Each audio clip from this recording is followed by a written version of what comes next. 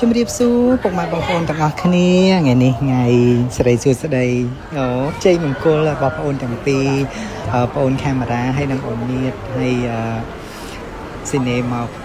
បង្ហាញអំពីសម្លៀកបំពាក់នៅក្នុងទម្រង់អាពាហ៍ពិពាហ៍ក្នុងកម្មវិធីហែកំណត់គេហៅថាហែចំនួនចូលរោងជ័យណាអូខេហើយស៊ីណេក៏ចង់មកបង្ហាញអំពីម៉ូដសម្លៀកបំពាក់ជាពិសេសណម៉ូដ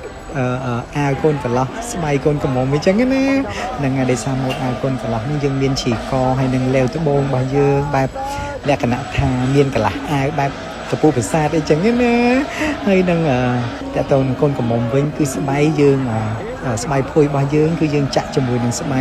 ភួយដែលមានផ្ការរំដួលហើយមកកត់យើងក៏ផ្ការរំដួលហើយខ្សែកកធំបុរាណរបស់យើងហ្នឹងគឺយើងធ្វើអំពីរចនាបថគេហៅថាអីគេចក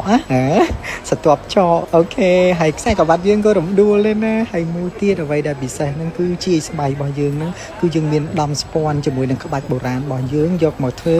ជាស្បៃយើងអត់ធ្វើជារំយោលទេស្បៃរបស់យើងហ្នឹងគឺចង់និយាយថា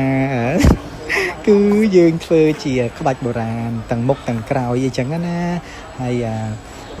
ម៉ូដសម្លៀកបំពាក់ដែលជាទម្រង់អាពាហ៍ពិពាហ៍របស់ខ្មែរយើងពិតជាគេហៅថា